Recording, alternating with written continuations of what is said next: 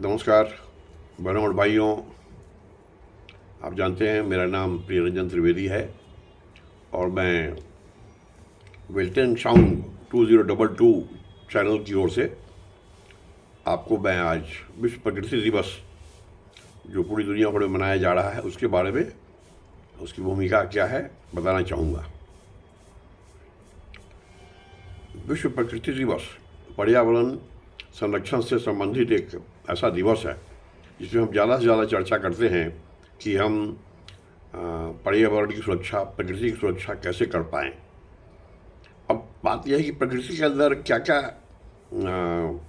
आता है, प्रकृति से आपका मतलब है, और प्रकृति क्या जंगल है या फिर हवा है या फिर पेड़ पौधा है, क्या है। तो कहने का मतलब कि आपके अगल बगल या भी आप देख रहे हैं हर चीज़ प्रकृति के रूप में आता है, चाहे पहाड़ हो, नदी नाले हों, या फिर वृक्षारोपण हो, पेड़ हों, या फिर जंगल हों, जीव जंतु हों, पक्षी हों, एवं मनुष्य हों या वन्य जीवन हो। हर चीज़ जो पहले से प्रभु ने, भगवान ने, गॉड ने जो दिया है, सारी चीज़ आता है वो प्रकृति के अंदर। तो अभी ज़रूरत है इस बात की, बात को समझने की कि कैसे हम इन लोगों को संरक्षित रख सकें। होता यह है कि पृथ्वी पर जब से मनुष्य का प्रादुर्भाव हुआ, उनका अवतरण हुआ, उसके बाद उन लोगों ने प्रकृति को, संसाधनों को इस्तेमाल करना शुरू किया। पहले आबादी कम थी, विज्ञान आगे नहीं बढ़ा था, तो फिर बहुत फ़र्क नहीं पड़ता था। लेकिन अब आबादी बढ़ गई है और जो विलासिता की ज़िंदगी लोग जी रहे हैं, विलासिता से होती हैं मुश्किलें ज़्यादा, तो विलासिता की ज़िंदगी में परेशानियां बढ़ जाती हैं। अब उसी प्रकार अब देखिए कि आपके आसमान में एक ओजोन का लेयर है, एक खास ऊंचाई के बाद ओजोन का लेयर है, जिससे जो रेडियो एक्टिव किरणें हैं उससे लोगों का बचाव होता है। आपको जानकर आश्चर्य होगा कि ऑस्ट्रेलिया के आसपास हिमालय पहाड़ के आकार का पृथ्वी के छतरी में छेद हो गया है। उससे काफ़ी घाटा हो रहा है, लोग बीमार पड़ रहे हैं, स्किन डिजीज हो रहा है। तो ओजोन की रक्षा के लिए, ओजोन का विनाश न हो, इसके लिए हम लोग बहुत सारे प्रयोग कर रहे हैं पूरी दुनिया में। तो वो तो एक बात हो गई। हम शुरू करते हैं पहाड़ों से। जितने पहाड़ हैं, नदी नाले हैं, समुद्र हैं, अगर हम छेड़ेंगे उनको तो दिक्कत होगी। अब जैसे मैंने बताया कि आपको ग्लोबल वार्मिंग हो गया है, धरती का मिजाज गर्म हो गया है,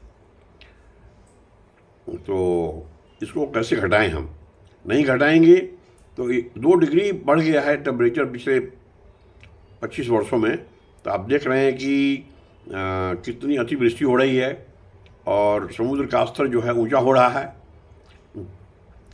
अभी देखिए कि अपने देश के बगल में एक देश है मालदीव्स, श्रीलंका के बगल में,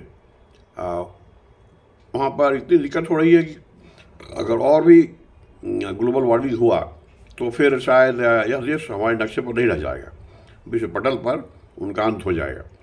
वहाँ मैं गया भी था। वहाँ तो जो राजधानी है माहे, तो वहाँ पर आप देखेंगे कि 1 वर्ग किलोमीटर में है, लेकिन चारों तरफ पानी है, इसलिए पानी घुस न जाए इसलिए चारों तरफ से बाउंड्री कर दी गई है।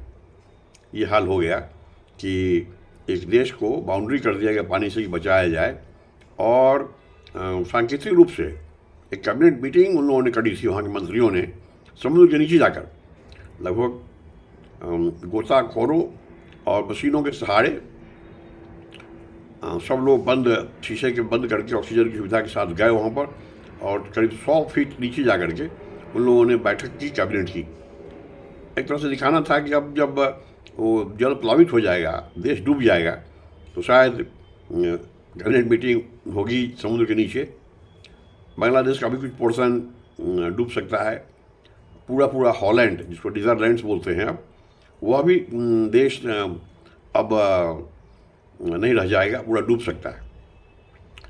कितना किसी विकराल स्थिति हो जाती है। तो अगर पोलराइज कैप जो हमारा प्रकृति की देन है, जहाँ पर लाखों लाख किलोमीटर में बर्फ जमा हुआ है, अगर वार्मिंग होगा तो उष्णीकरण होगा तो क्या होगा? बर्फ पिघलेगा तो पहाड़ों के माध्यम से या किसी भी माध्यम से वह समुद्र में जाएगा घूमते फिरते, उससे सी लेवल राइज, समुद्र का स्तर बढ़ जाना हुआ। प्रकृति को छेड़ने का ही परिणाम है। अब देखें कि पहाड़ों को आप इतना गंदा रखते हैं, बहुत से लोग जाते हैं टूरिस्ट, वहाँ पर सामान फेंक के आते हैं उस कचरे से, जहाँ पर प्रभु रहते हैं, जहाँ भगवान रहते हैं। कहा जाता है कि जंगलों में, ये पहाड़ों में उनका वास होता है, तो वहाँ पर आप गंद फेंक के आते हैं, उससे प्रदूषण फैलता है और पूरी दुनिया में फैल जाता है। तो हम पहाड़ों के बारे में बताया, नदी नाले जितने भी हैं सब सूख रहे हैं, क्योंकि नदियों की सफाई नहीं हुई और डिसिल्टिंग नहीं हुआ। नदी में इतना मिट्टी जम गया, हर 10 साल पर उसकी डिसिल्टिंग होनी चाहिए। उसका जो नदी का पेट है उसमें से मिट्टी निकालना है तो निकालें, जो करना है करें, लेकिन और नदी के धार को न बदलें। बहुत सारे प्रयोग हो रहे हैं बिजली के उत्पादन के लिए, नदी का धार इधर से उधर किया जाता है, जिससे भी काफ़ी कंट्रोवर्सी बढ़ जाती है। तो उस पर ध्यान देना होगा हमें। अब रही बात की जंगल अत्यावश्यक है, ऑक्सीजन ही नहीं देता है, फॉरेस्ट कवर ज़रूरी है, लेकिन आप जंगल के अंदर देखे हैं कि जो हमारे इंडिजिनस पीपुल हैं, आदिवासी हैं, वो रहते हैं, उनका अपना जीवन है, उनका अपना विज्ञान है, उनकी अपनी चिकित्सा पद्धति है। इस बौद्धिक क्षमता को हमें बरकरार रखना होगा। हमें कोई अधिकार नहीं है कि जंगल को काट के उनको हम स्थापित कर दें, नहीं, वहीं रहेंगे, वो रहते ही हैं। प्लस मेडिसिनल प्लांट्स इतने हैं बड़े बड़े। एक ज़माना था कि सारा इलाज मेडिसिनल प्लांट्स के माध्यम से होता था और उससे कोई साइड इफ़ेक्ट नहीं था। लेकिन अभी जब अंग्रेजी दवाई आ गई है, फ़ायदा भी है, ज़्यादा घाटा है, फ़ायदा कम है। इमरजेंसी के रूप में उसको लिया जा सकता है, लेकिन जीवन शैली में परिवर्तन करके और इस तरह के जो बनौषधियाँ हैं उसको लेने से आपको कोई घाटा नहीं होगा, स्वस्थ रहेंगे। वही इलाज करके लोग 100, 150, 200, 250 साल पहले भी लोग रहते थे और साधु महात्मा तो 500 वर्ष 600 वर्ष भी रह चुके हैं इस पृथ्वी पर। तो हमें वहाँ पर बनौषधि को देखना है। वन्य जीवन बहुत बड़ी चीज़ है। जितने भी हमके वन्य जीवन हैं, जितने हमारे इस तरह के जानवर हैं, चाहे वो बाघ हो या चीता हो या जितने भी हैं, करीब करीब 100 से ज़्यादा प्रजातियाँ हैं इस तरह के जानवरों की, जिसको हर का तालमेल है।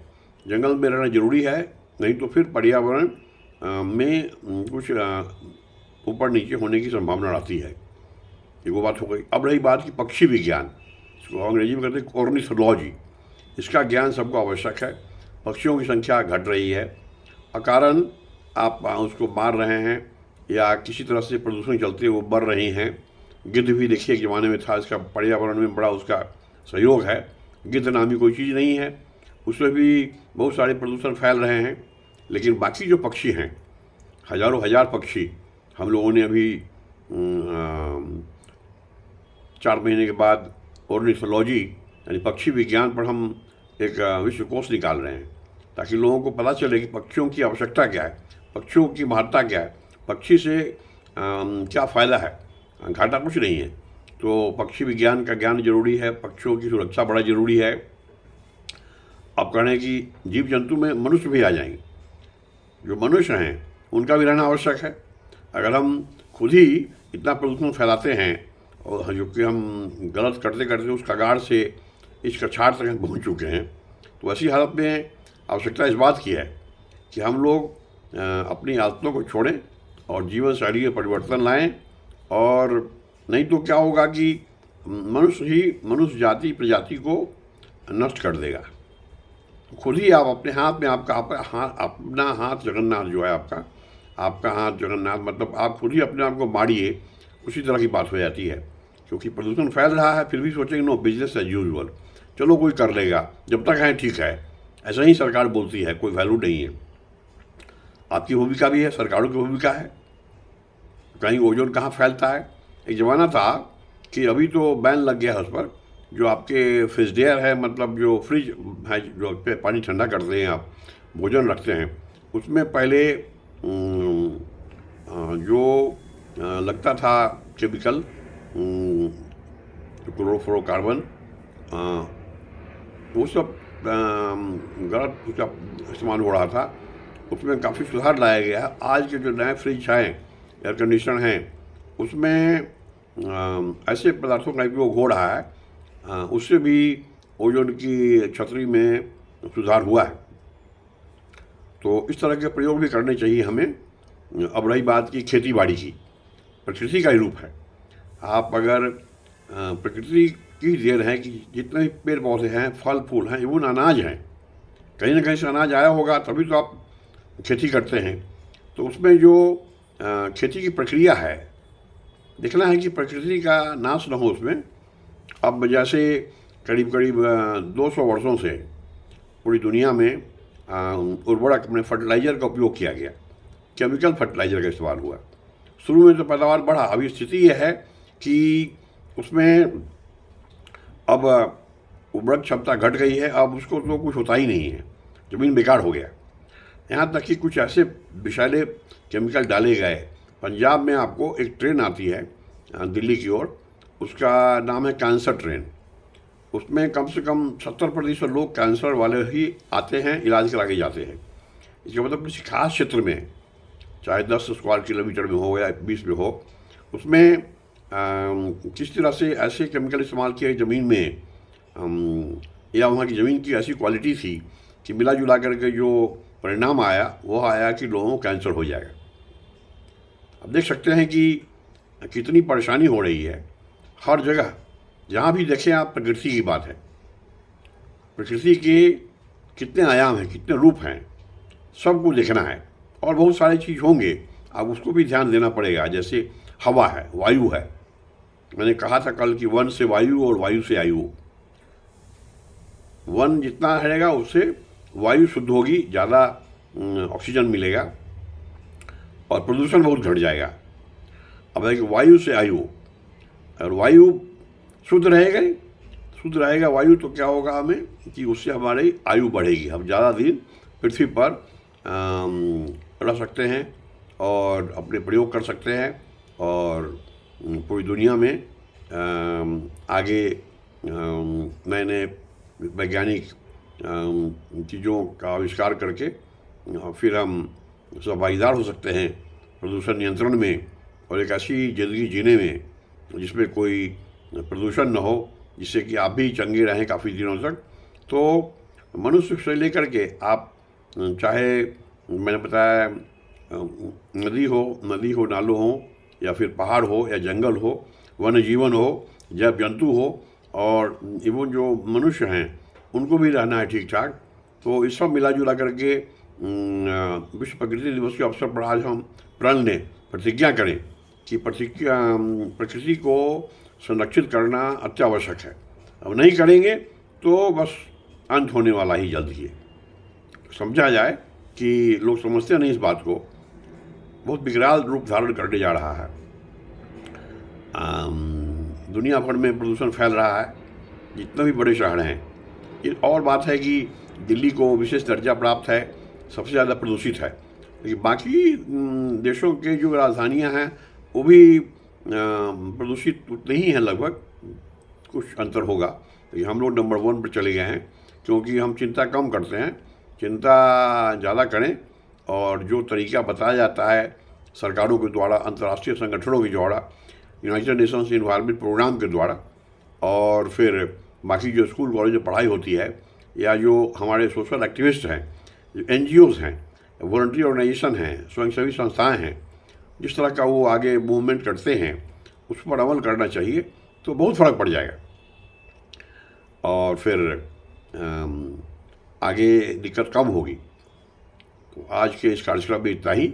मैं आप लोगों को बधाई देना चाहूँगा विश्व प्रकृति दिवस के अवसर पर, और उम्मीद है कि आप इस वेल्टन साउंड चैनल जो है, वेल्टन साउंड का स्पेलिंग है WELTANSCHAUUNG 2022, कहने मतलब विश्व दृष्टि, हिंदी में उसका नाम है, वो भी लिखा हुआ है। और 2022 ये अभी इस बार चैनल खोला है समझ करके कि विश्व दृष्टि का जो दृष्टिकोण है बदलना पड़ेगा पूरी दुनिया में, क्योंकि पोल्यूशन की कोई बाउंड्री नहीं होती है। अगर पोल्यूशन समुद्र में फैलता है अरब सागर में तो यहाँ भी आ जाएगा, बम्बई में या बंगाल में या जहाँ भी है सागर, यहाँ पर है 3 तरफ से, उसी तरह से विदेशों में जाएगा, हर जगह जाएगा। और जहाँ तक लिक्विड पोल्यूशन का है, एयर पोल्यूशन तो रातों रात दुनिया भर में फैल जाएगा। तो हमको इस बार ध्यान देना है और फिर अगली बार किसी अन्य टॉपिक पर हम लोग बात करेंगे। अभी आगे हम लोग 2 मिनट के बाद इन्हीं बातों को अंग्रेजी भाषा में भी कहा जाएगा, क्योंकि हमारे मित्र कहते हैं कि जो अंग्रेजी नहीं जानते विदेशों के या दक्षिण भारत के, किसी तरह उनको दिक्कत है, परेशानी है, तो वो अनुवाद नहीं कर पाते।